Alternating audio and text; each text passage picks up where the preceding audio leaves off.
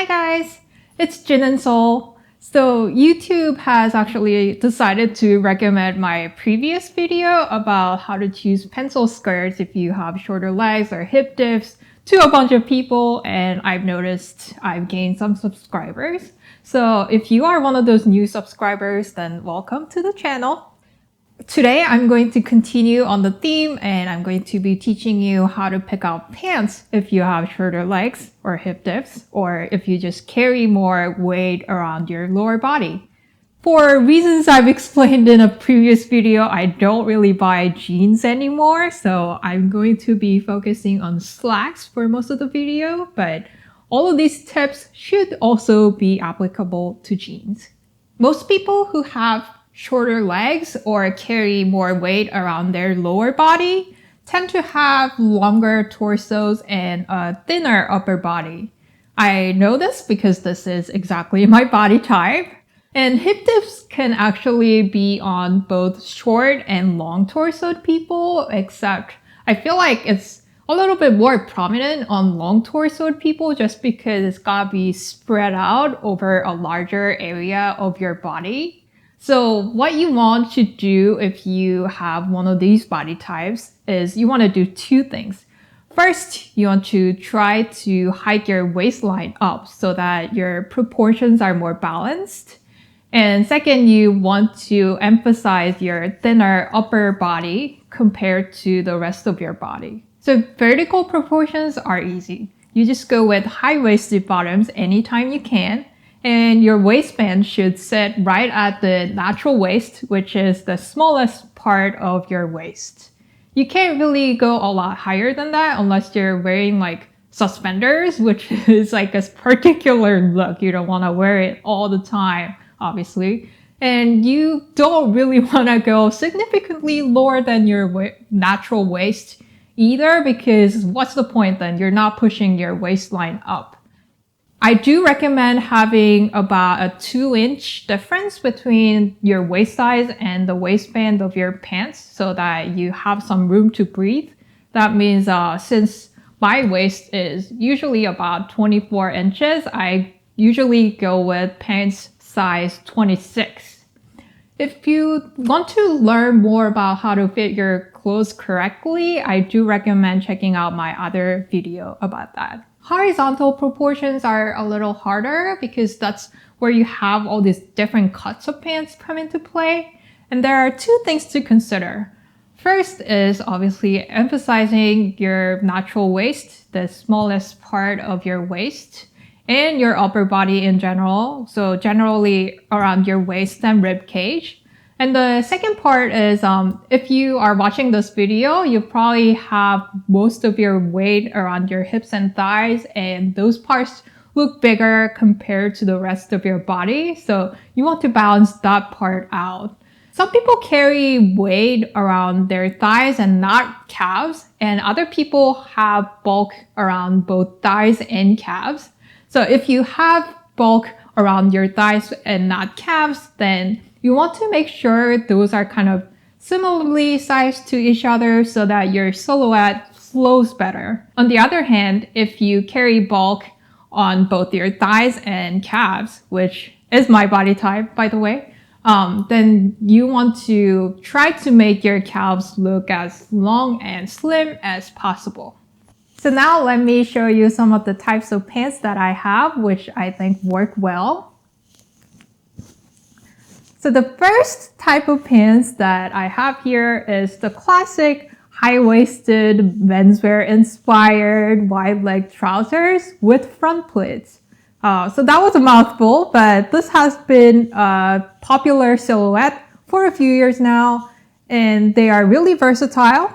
They are high-waisted, so they are really good for my vertical proportions. And another thing that I really like about these pants is the front pleats.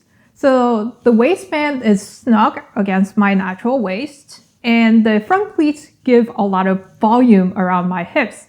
So what that means is both people with smaller hips and bigger hips will look basically the same in front pleated pants. You do want to make sure that there is plenty of volume around your hips and thighs in these types of pants, and that the pleats don't get pulled too tightly because that kind of defeats the purpose of having those pleats and trying to have volume around your hips. These also have straight legs, which I think are actually great for those of you who have larger thighs and smaller calves, because the shape of your legs is not immediately obvious in these types of pants, as opposed to taper pants, which can be a little bit too close to skin around your thighs and basically your knee area.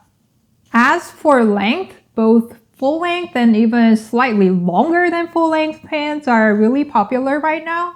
And I think this actually more depends on your height than your specific body type.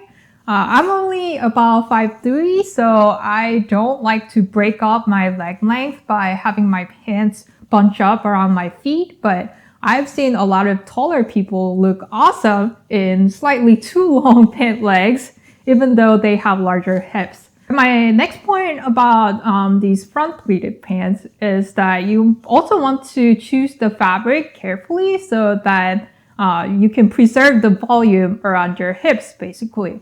So I would probably avoid going with really light and clingy fabrics like crepe or silk, as opposed to cotton or wool. This is usually not a problem for winter or cold weather pants, but for summer, it can definitely help to go with something with a little bit more structure like cotton or linen, as opposed to rayon or viscose. And some stretch is totally fine as long as the fabric has structure. This next pair is a pair of summer pants in crispy cotton poplin, which is another woven fabric with a little bit of structure. And this time they are still high-waisted, but they come with double pleats that are a lot deeper, so they provide more volume around my hips. These pleats give me a really exaggerated hip shape, almost like Kim Kardashian type proportions, which is a little bit too much on me just because I have more like hip dips than sheer like bulk around my hips. But if single pleats or shallow pleats are not doing it for you, then definitely give these deeper double pleats a shot.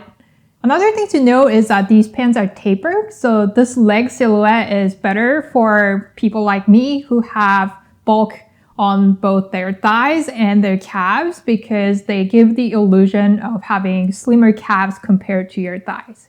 This next pair is also high-waisted, but without the front pleats. This is a shape that's pretty common and really popular with jeans right now, even though these are not strictly jeans. They come with straight full-length legs. One thing that you should keep in mind when you're buying these pants that are supposed to be tighter through your hip bone and pelvic area, especially if you have hip dips or saddlebags like I do, is that they should not be tight through the widest part of your hips, because that can really make your legs look a lot shorter. Instead, my rule of thumb for these kind of cuts is that the pants should only be tight throughout your underwear area, and the legs can fall either slightly flared from the top of your legs or just straight down. I think these are actually slightly flared, which I think look great with my heeled glove boots. I'm not really into chunky shoes right now, but if you are, they also look great with chunky soles for a more casual look.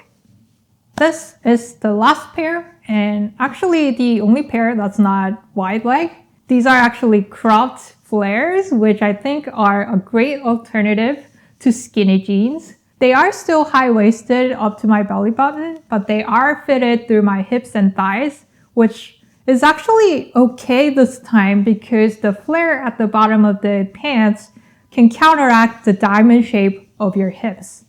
And obviously, since they are flared, they are great for people with thicker calves like me. If you do have longer and slimmer calves compared to your thighs, I think full-length flares look great on you, but for me, I just prefer crops. which sounds counterintuitive, but I prefer crops because they give me kind of visually similar proportions to people who are taller than me for some reason. Full-length flares can still look great with like heeled boots, but for everyday styling, I just prefer cropped flares with flat shoes.